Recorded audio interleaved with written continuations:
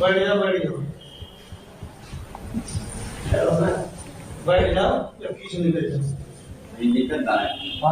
तुम्हारी समझ में आती दिक्कत आ रहा है, तुम्हारी समझ नहीं आती, समझ नहीं आती।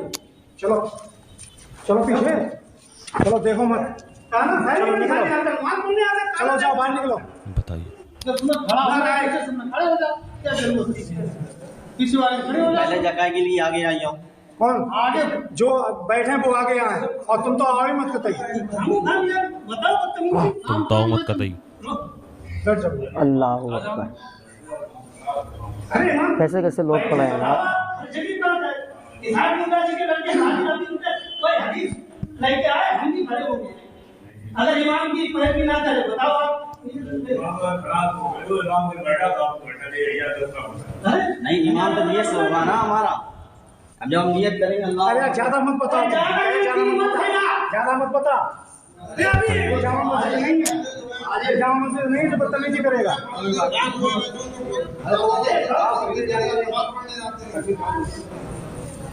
आते कितने लोग हैं? 2 लोग हैं, 3 लोग। नशे की मदद करने के लिए दम निकल जाता है अच्छे अच्छे की, 2-3 लोग समझे। और बहुत दीनदार बने भेज कर, तुम्हें इधर तमाशा होता है। दीनदार बने हैं, ये दिखाया हम दीनदार है। काहे के दीनदार हो, बहुत सही। झंडा ही ऊंट रहता है। मुहतरम सामाईन, अस्सलामु अलैकुम वरहमतुल्लाहि वबरकातुह। ये वीडियो जो अभी आपने स्क्रीन पर देखी है कि जिसके अंदर एक इमाम साहब ने मुक्तदी को मस्जिद से धक्के दे दे करके बाहर निकाल दिया। आखिर क्या वजह थी कि जो इमाम साहब ने किसी मुक्तदी को धक्के दे करके मस्जिद से बाहर निकाल दिया, जबकि मस्जिद से बाहर हम इस तरीके से किसी को निकाल नहीं सकते हैं। आखिर कोई तो बात होगी, कोई तो वजह होगी।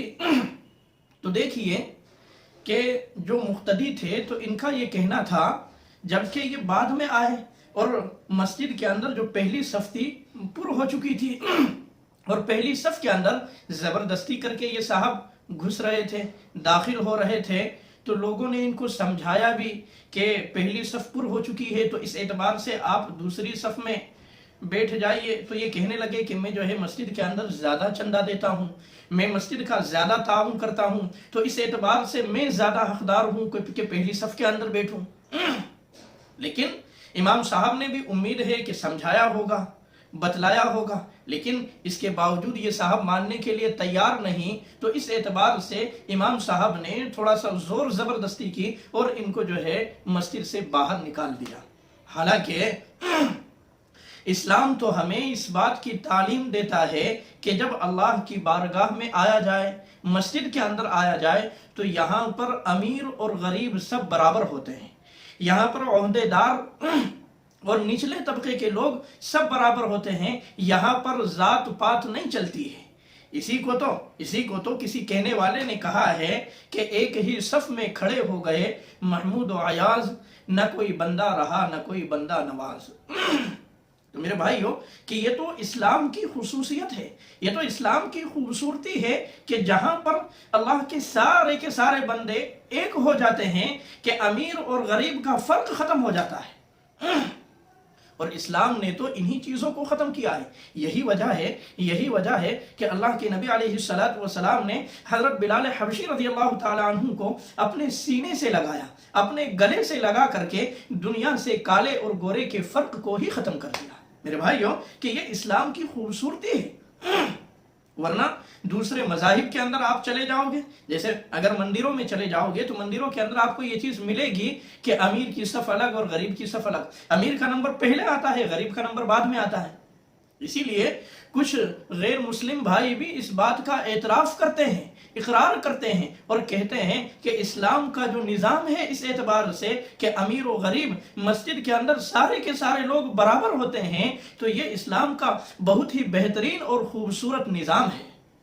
तो मेरे भाइयों कि ये इस्लाम की खूबसूरती है। इसलिए जो साहब चंदे की धाक बतला रहे थे, जो साहब जो है ताउन की धाक बतला रहे थे, तो उन्हें भी इस चीज को समझना चाहिए कि मस्जिद के अंदर मुकद्दम तो वही होगा कि जो पहले आया होगा। ہاں فضیلت تو اسی کو حاصل ہوگی، پہلی صف کا ثواب بھی اسی کو ملے گا کہ جو پہلے آیا ہوگا اور پہلی صف کے اندر جو بیٹھا ہوگا۔ یہاں پر یہ نہیں چلتا ہے کہ جو بعد میں آیا اور مالدار ہے اور مسجد کا تعاون کرتا ہے تو اس اعتبار سے اس کو آگے کر دیا جائے، نہیں، یہ نہیں چلتا ہے۔ اس لیے اسلام کے نظام کو سمجھنا چاہیے۔ یہ جو غلطی ہوتی ہے تو اسلام کے نظام کو نہ سمجھنے کی بنیاد پر ہوتی ہے۔